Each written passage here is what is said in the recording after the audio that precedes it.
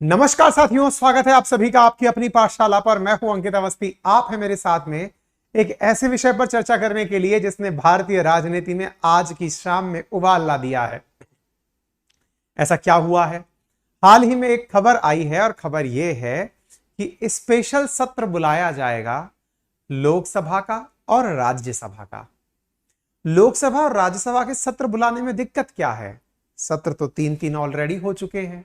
Budget, monsoon और winter तीन सत्र होते हैं। मानसून सत्र होकर चुका है, तो क्या यह विंटर सेशन आ रहा है? नहीं, बस एक विशेष सत्र है जिसको बुला लिया गया है। अकस्मात सत्र बुलाए जाने पर और कयास ये भी लगाए जा रहे हैं कि नए संसद भवन में संभवतया इस सत्र का उद्घाटन हो। ऐसी स्थिति में बड़े से बड़े सवाल उठने शुरू हो गए हैं। तरह तरह की चीजें ट्रोल होने लग रही हैं, ट्विटर पर ट्रेंड होने लग रही हैं, और उन ट्रेंड के पीछे की खबर है 5 दिन का ये खास सत्र जो कि सितंबर 18 से, क्योंकि G20 9-10 को खत्म होगा, उसके कुछ ही दिन के भीतर सितंबर 18 से स्पेशल सत्र बुलाए जाने की बात की गई है। स्पेशल सत्र की जानकारी प्रहलाद जोशी जी के द्वारा आज शाम को जैसे ही दी गई कि हम एक सत्र बुलाने जा रहे हैं जो कि 17वां लोकसभा का सत्र होगा, 261वां सेशन राज्यसभा का होगा। ऐसी स्थिति में इस सत्र के सूचना के साथ ही लोगों के बीच में कयास लगने शुरू हो गए कि क्या यूनिफॉर्म सिविल कोड को लेकर कोई बात होने जा रही है, क्या पाकिस्तान ऑक्यूपाइड जम्मू कश्मीर को लेकर कोई बात होने जा रही है, या प्लेस ऑफ वर्शिप एक्ट को लेकर बात होने जा रही है, जिसके चलते काशी विश्वनाथ के अंदर और मथुरा के अंदर मंदिरों को लेकर बात होगी, या एनजेएसी को लेकर बात होने वाली है, या लोकसभा के चुनाव जल्दी कराए जाने को लेकर बात होने वाली है, महिला रिजर्वेशन को लेकर बात होने वाली है, कि परमानेंट मेंबरशिप यूएन के अंदर कैसे ली जाए इसको लेकर बात होने वाली, या फिर चंद्रमा जो चंद्रयान 3 का जो हमारा मिशन कारगर हुआ है इस पर धन्यवाद देने के लिए हो रहा है। किस कारण से यह सत्र लगाया जा रहा है, इस विषय को देखते हुए ट्विटर पर ट्रेंड करने लगा one nation one election. Twitter पर ट्रेंड किया सो किया, न्यूज़पेपर्स की भी हेडलाइन बन गया, और हेडलाइन बना centre likely to introduce one nation one election, यानी एक राष्ट्र एक चुनाव। एक राष्ट्र में एक चुनाव से मतलब लोकसभा के और विधानसभा के चुनाव एक साथ, यानी प्रधानमंत्री और मुख्यमंत्री एक ही बार के चुनाव में डिसाइड हो जाएं। कहना क्या चाहते हो कि लोकसभा और विधानसभा के अंदर एक ही कैंपेन किया जाए, एक ही प्रकार से पार्टीज जो केंद्र में हैं या राज्य में हैं वो एक ही बार में निर्णय ले लें। ये सारी विषय की आज हम आपके साथ चर्चा करने वाले हैं। चर्चा इस बात की भी होगी कि क्या एक साथ सत्र पहले भी बुलाए गए हैं, क्या भारत के अंदर पहले भी कभी एक साथ चुनाव हुए हैं, क्या भारत में इस प्रकार का जो सत्र बुलाया गया है, विशेष सत्र, ये पहले भी बुलाया गया है, और अगर ऐसा है तो उसका इतिहास क्या है। चलिए शुरू करते हैं। तो जैसा कि आप सभी को मालूम है कि आज के दिन जैसे ही ये खबर आई कि 18 से लेकर 22 सितंबर के बीच में नए संसद भवन के अंदर 5 बैठकें आयोजित किए जाने का निर्णय लिया गया। इसी बीच में गणेश चतुर्थी 19 तारीख की पड़ रही है, तो लोगों ने कयास लगाए कि शायद नए संसद भवन के इनॉग्रेशन का सही से टाइम देखा जा रहा हो। लेकिन इस विषय पर कई जानकारों ने जब खोजना शुरू किया तो जानकारी निकल कर आई कि ऐसा पहली बार नहीं है। 1977 में भी विशेष सत्र बुलाया गया था, लेकिन तब नागालैंड में राष्ट्रपति शासन बढ़ा दिया गया था। ऐसे ही 1991 में भी विशेष सत्र बुलाया गया था। लोकसभा का विशेष सत्र 1997 में भी बुलाया गया था। यानी विशेष सत्र बुलाने का पुराना इतिहास तो रहा है, लेकिन ये इतना फ्रिक्वेंट नहीं है कि हर बार बुला लिया जाए। तो ये बुलाया काफी समय बाद जाया जा रहा है, इसलिए वन नेशन वन इलेक्शन के ऊपर पुरजोर विचार होना शुरू हो गया है। अब ये वन नेशन वन इलेक्शन क्या है? लोकसभा और विधानसभा इन दोनों के चुनाव एक साथ कराए जाने की चर्चा। क्या सर लोकसभा विधानसभा के चुनाव एक साथ कभी हुए हैं? जी हां, देश की आजादी के बाद से लेकर 20 सालों तक, यानी 2 दशक तक चुनाव एक साथ ही हुए हैं। ऑलमोस्ट 1952, 1957, 1962, 1967, ये जो लगभग चुनाव एक साथ चले, ये सिलसिला टूटा 1970 में जाकर, जब लोकसभा पहले ही भंग कर दी गई, और 1968 और 69 में विधानसभाओं का भी कार्यकाल लंबा नहीं चल पाया। लगभग 2 दशक तक चले इस पूरे कालखंड में चुनावों का जो दौर एक साथ रहा, ये फिर कभी एक साथ नहीं हो पाया। अब बड़ा सवाल यह बनता है कि ये अचानक कैसे दिमाग में आ गया। अब सवाल यह है कि जब अचानक दिमाग में आ गया तो क्या सरकारों ने सोचना विचारना बंद कर रखा है? ऐसा नहीं है। दिसंबर 29, 2022 की खबर आप देख रहे हैं, जिसमें one nation one India one election को लेकर लॉ कमीशन ने पार्टीज से और पब्लिक से ओपिनियन मांगी थी। जानकारी जब मांगी तो अपोजिशन की तरफ से कहा गया कि यह अनकॉन्स्टिट्यूशनल है, यानी असंवैधानिक है।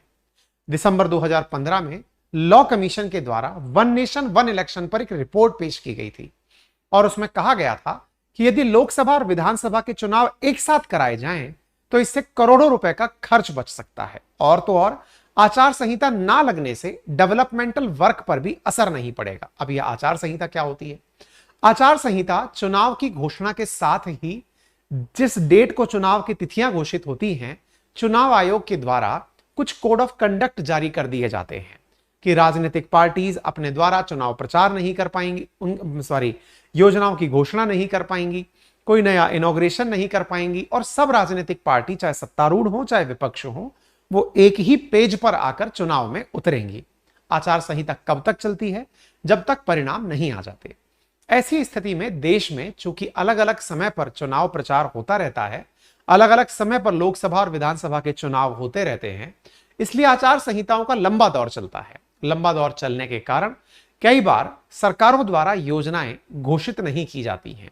इस वजह से विकास अवरुद्ध होता है, ऐसा एक मत है और यह मत लॉ कमीशन के पास भी है। उनका मानना है कि बार बार आचार संहिता लगने की वजह से डेवलपमेंटल वर्क पर असर पड़ता है। इसीलिए सरकार ने जनता के सामने एक रिपोर्ट कार्ड की तरह से, भैया सरकार से मतलब यार लॉ कमीशन से बात हो रही है, अभी लॉ कमीशन काम करता है, अपनी तरफ से रिपोर्ट तैयार करता है। देश के अंदर कोई भी कानूनी सुधार करना होता है तो उसमें जो रेफरेंस लिया गया वो ये था कि 1952 में जब चुनाव हुए थे तब 10.52 करोड़ रुपीस खर्च किए गए थे, लेकिन 2014 में 3,870 करोड़ रुपए खर्च हुए।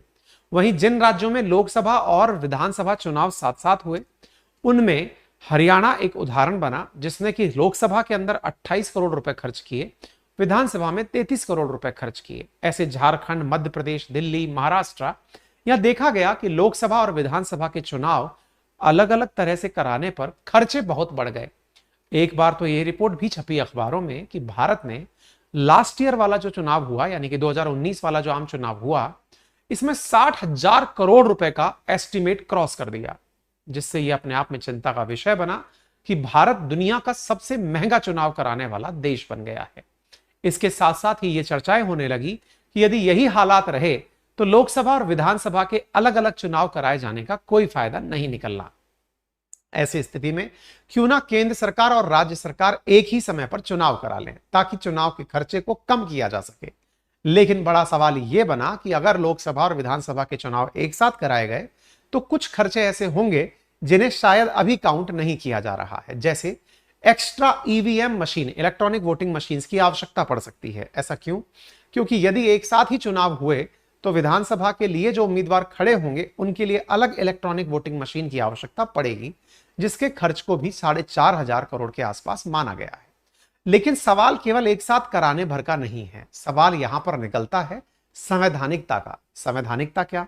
कि क्या वाकई में ऐसा संभव है? बोले क्यों? क्योंकि जहां एक और लोकसभा का कार्यकाल मई 2024 में खत्म हो रहा है, वहीं पर कई विधानसभाएं भारत में ऐसी हैं, जैसे उत्तर प्रदेश है या कोई और भी विधानसभा है, जिनका कार्यकाल अलग अलग समय पर खत्म होगा। उदाहरण के लिए राजस्थान की बात करें तो इसका जनवरी 2024 में पूरा हो रहा होगा। ऐसे देश के अंदर अलग अलग राज्यों की अलग अलग विधानसभाओं का कार्यकाल अलग अलग है। ऐसी स्थिति में यह संभव कैसे है कि 5 साल का कार्यकाल लोकसभा का, 5 साल का कार्यकाल विधानसभा का एक साथ एक ही जगह पर लाया जा सके? इसके लिए मत यह है कि लोकसभा का कार्यकाल को भंग करने का जो ताकत है वो राष्ट्रपति के पास है, वहीं राज्यपाल के पास में विधानसभा को रद्द करने की क्षमता है। इससे फायदा क्या होगा? कई संभव प्रयासों में सबसे बड़ा प्रयास यह माना जा रहा है कि लोकसभा और विधानसभा के कार्यकाल को एक जैसा बराबर करने के लिए संभव है कि कई विधानसभाओं को बीच में ही भंग कर दिया जाए। संभव है कि लोकसभा को भी पहले ही भंग कर दिया जाए, कुछ विधानसभाओं का कार्यकाल बढ़ा दिया जाए ताकि इसे एक समय पर आयोजित करा जा सके। सर, कौन सा आर्टिकल आड़े आता है? संविधान के आर्टिकल 83 के मुताबिक लोकसभा का कार्यकाल 5 साल है। आर्टिकल 172 क्लॉज 1 के मुताबिक विधानसभा का कार्यकाल भी 5 साल है। लेकिन आर्टिकल 83 के क्लॉज 2 में यह प्रावधान है कि लोकसभाओं का और विधानसभाओं का कार्यकाल 1 साल तक बढ़ाया जा सकता है यदि देश में इमरजेंसी लगी हो। क्या ऐसा कभी हुआ है? जी हां, 1977 के अंदर लोकसभा का कार्यकाल 10 साल के लिए बढ़ाया गया था। फिर सवाल बना, क्या 5 साल से पहले भी भंग किया जा सकता है? जी हां, article 85 clause 2 sub clause B के अंदर यह जानकारी लोकसभा के लिए है और article 174 clause 2 sub clause B के अंदर यह जानकारी विधानसभा के लिए है। ऐसी स्थिति में यदि लोकसभा 5 साल से पहले भंग कर दी गई तो क्या होगा? ऐसी स्थिति क्या पहली बार होगी? जवाब है जी नहीं। लोकसभा पहले भी 6 बार 5 साल से पहले भंग की गई है और एक बार 5 साल से ज्यादा समय तक इंदिरा गांधी जी के समय चलाई गई है। यानी कि जो भी घटनाएं होंगी वो पहले भी ऑलमोस्ट हो चुकी हैं। तो फिर एक साथ चुनाव कैसे कराए जाएंगे? संभवतया देश में 2 फेजेस में चुनाव कराए जा सकेंगे, जिनमें एक चुनाव लोकसभा के साथ कुछ विधानसभाओं का हो जाएगा और उसके बाद में कुछ विधानसभाओं के चुनाव सेकंड फेज में कराए जा सकते हैं। ये केवल कयास है। ये सारी जानकारियां, विधानसभा और लोकसभा के बारे में जानकारियां उस सत्र के बाद ही निकल कर आएंगी। फिर बड़ा सवाल यह बना, तो क्या ऐसा करने के लिए राजनीतिक पार्टियां मान जाएंगी? तो देखिए, 2018 में लॉ कमीशन के द्वारा एक साथ चुनाव कराने को लेकर राजनीतिक पार्टियों की एक मीटिंग बुलाई गई थी। केवल 4 पार्टियां ही थी जिन्होंने इस पर अपना समर्थन दिया था, 9 पार्टियां विरोध में थी। भाजपा और कांग्रेस ने इस पर कोई भी राय नहीं दी थी।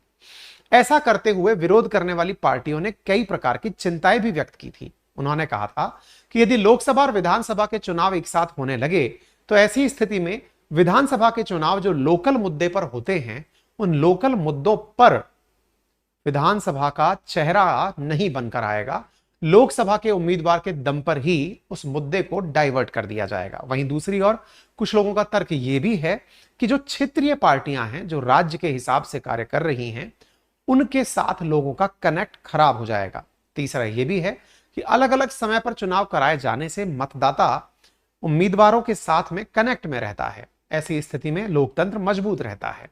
हालांकि आने वाले अगर टाइम टेबल को देखा जाए तो देश के विभिन्न भागों में अभी चुनाव प्रस्तावित हैं, जिनमें से प्रमुख राज्य राजस्थान और मध्य प्रदेश हैं। तेलंगाना भी है जहां पर विधानसभा चुनाव होने हैं। देखना होगा कि इन राज्यों के अंदर विधानसभा चुनाव से पहले क्या लोकसभा को इनके साथ ही कराकर इनमें भी विजयी रणनीति बनाई जा सकती है। इस बात को लेकर के कयास लगाते हुए चर्चा आती है इंडिया गठबंधन पर। INDIA हाल ही में अपोजिशन के द्वारा बनाया गया एक गठबंधन, उसकी बैठक आज ही शुरू हुई है मुंबई में। वहां पर कईयों का मानना है, कई नेताओं का मानना है कि उनसे डरकर इस तरह का प्रयास किया जा रहा है। शिवसेना की प्रवक्ता ने तो यह कहा कि भाई, जब गणपति को लेकर के गणेश चतुर्थी इतना बड़ा त्योहार है तो फिर इस त्योहार के बाईपास करके हिंदुओं के सेंटिमेंट्स को भड़का के क्यों इस तरह के आयोजन को किया जा रहा है। आपके नेता संजय सिंह का कहना है कि हमसे सत्तारूढ़ पार्टी घबरा गई है, इस कारण से यह कोई ऐसा फैसला लेने के बारे में सोच रही है। खैर, ये केवल कयास है। आने वाले समय पर होता है क्या, ये तो खैर सत्र होने पर ही पता चलेगा। बाकी आपको क्या लगता है, आपकी क्या राय है, इसे आप हमें हमारे ट्विटर हैंडल पर भी बता सकते हैं। हमारा ट्विटर हैंडल है @KA अंकित।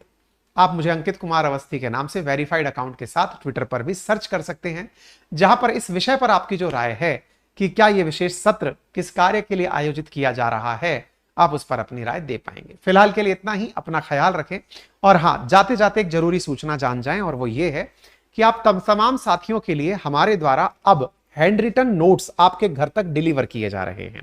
हैंड रिटन नोट्स के अंदर ये जो बुकलेट आप मेरे पास देख रहे हैं, ये 4 सब्जेक्ट्स की है। इस 4 सब्जेक्ट के अंदर हिस्ट्री, ज्योग्राफी, पॉलिटी, इकोनॉमी मात्र 1999 में इंक्लूडिंग कुरियर आपके पास घर पर पहुंचाए जा रहे हैं, जिसमें कि पूरी economy, complete history, complete geography, complete history शामिल है। ये चारों subject history, geography, polity, economy ना केवल इंग्लिश में बल्कि हिंदी में भी प्रिंट होकर तैयार हो चुके हैं। आप अपने लिए इन्हें अभी ऑर्डर प्लेस कर सकते हैं। हैंड रिटन बहुत ही खूबसूरत राइटिंग के साथ आपके नोट्स आपके घर पर बहुत खूबसूरत राइटिंग के साथ पहुंचाए जा रहे हैं। आप इन्हें ऑर्डर कर सकते हैं। यदि आप राजस्थान प्रशासनिक परीक्षा की तैयारी कर रहे हैं तो भी हमारा कंप्लीट 19 किताबों का बंडल आपके लिए तैयार है, आप उसे ऑर्डर कर सकते हैं। ऑर्डर करने के लिए हमारे एप्लीकेशन का लिंक कमेंट बॉक्स में पिन कर दिया गया है। हैंड रिटन नोट्स ऑप्शन पर जाकर, कैटेगरी पर जाकर आप अपने लिए यह ऑर्डर प्लेस कर सकते हैं। आपका समय शुभ हो। धन्यवाद।